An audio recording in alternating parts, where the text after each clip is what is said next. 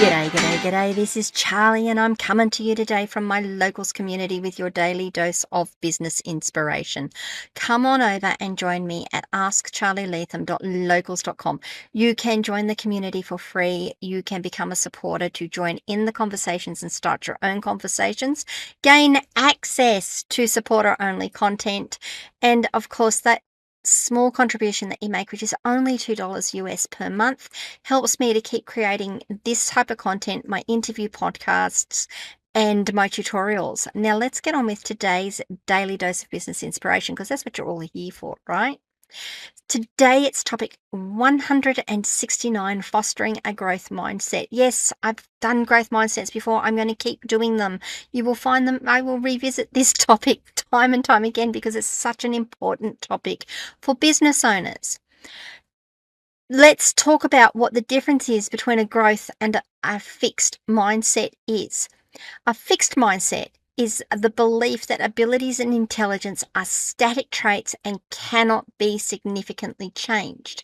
A growth mindset believes that abilities and intelligences can be developed through dedication, hard work, and learning. So what that means is that you grow. The more you learn, the more you do, the more you try things, you grow. Whereas a fixed mindset is, well, it doesn't matter. You're either born with it or you're not. Or you do so much. You can learn so much and then that's it. You don't learn anymore. Growth mindsets are what set successful business owners apart from unsuccessful business owners. It's what separates successful people from people who just roll through life in their own sort of way. So how do you cultivate a growth mindset? Well, the first thing you've got to do is embrace the challenges. You need to start viewing challenges as opportunities. Now, I've said this a number of times throughout all of my recent videos. Challenges aren't bad. Challenges are the things that are going to help you grow. Challenges are the things. It's like lifting a muscle. It's like building muscle on your body. You know. Yeah, I know. That's pretty pitiful, actually. Maybe I need to start doing that. But it's about what makes you grow. The more you exercise something, the more you work at it, the better you're going to be at it. So the more challenges that you look at as opportunities, the more you're going to have the opportunity to learn and grow. And you're not going to feel like life is just too hard because there's all these obstacles ahead of me. The other thing you need to do, and it's a hard one, and I've got to say that the guys from Next Level Nation have got a couple of fantastic podcasts on this.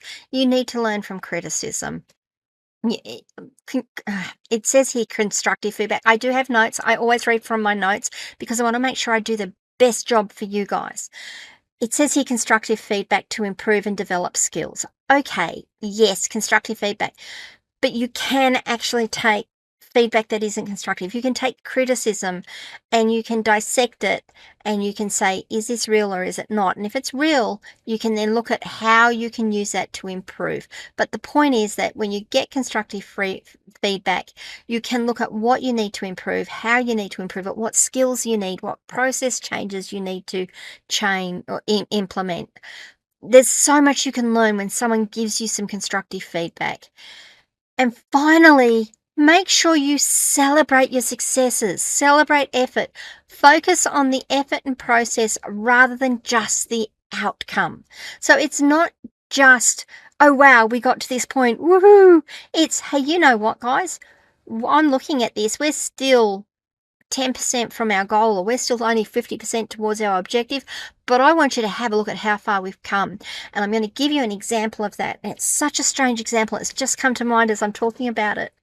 When I was 16, I left high school at year 10, and I went to the local technical college, TAFE we called it, Technical and Further Education, and I enrolled in an Associate Diploma of Electronic Engineering. Now, I was working full-time at the time, in an electronics lab, and I had gone to do this because I wanted a vocational training. I didn't want to, for whatever reasons, I didn't want to go to university, and I'm happy to discuss that later, but I didn't want to go on to university. I wanted to get out and do things. So my dad helped me, and I enrolled in this Associate Diploma of Electronic Engineering.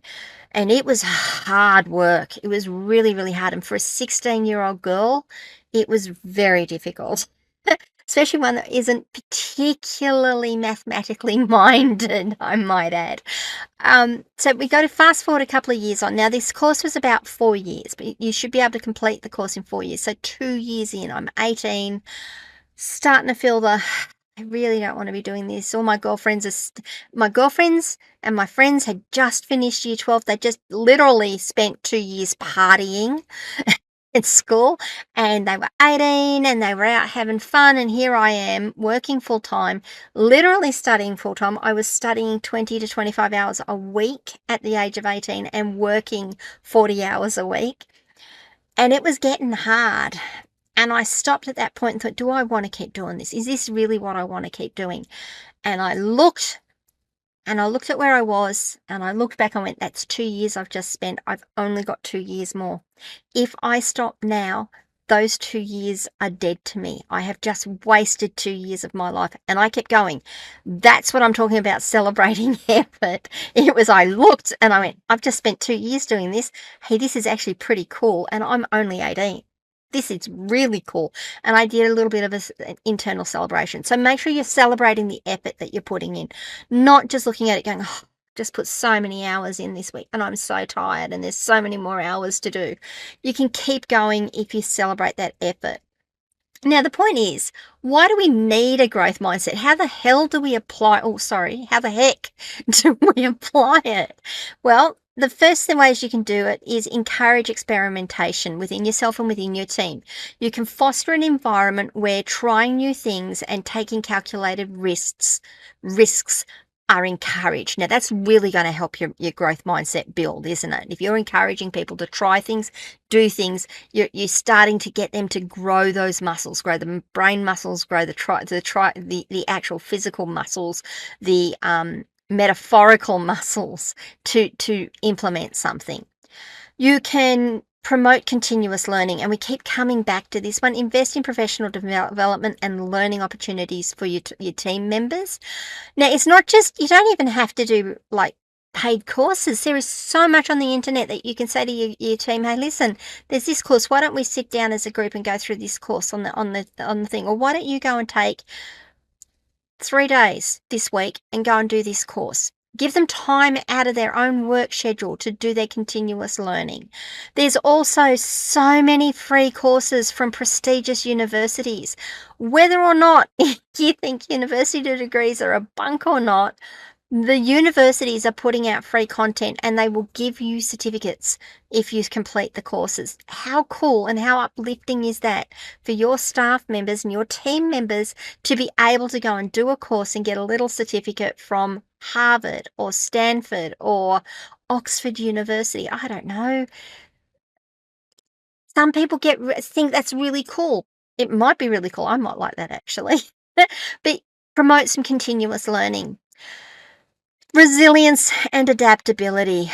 Teach your team members and help your team members to learn to become resilient and adaptable in the face of setbacks and changes. What does that mean to you? What does that mean to them? It means that they've got to bounce back. When there's a problem, they go, oh, well, better luck next time, and they move on.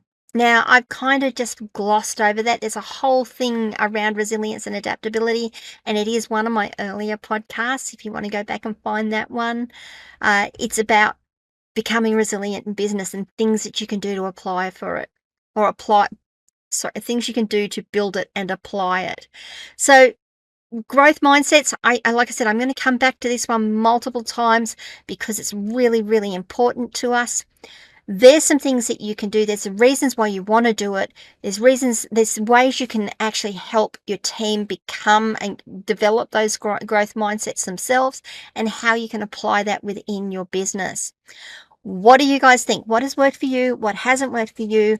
Is this just rubbish and you don't want to hear any more of it? Please do let me know. Come on over to Locals, askcharlyleetham.locals.com. Join the conversation there. Add your thoughts. Get into it. Debate me, tell me I'm wrong. I'm all good for that. You please also, if you can, leave some reviews on these podcasts wherever you're listening to them. They help me and they help others decide whether they want to listen to me rabbit on for this amount of time. And finally, remember to like this video, subscribe to the channel, ring the notification bell so you find out when I drop more content, and maybe share this episode with someone who you think might benefit from it. Apart from that, guys, I'm going to see you tomorrow for episode number 170, The Importance of Emotional Intelligence. Looking forward to it. See you tomorrow.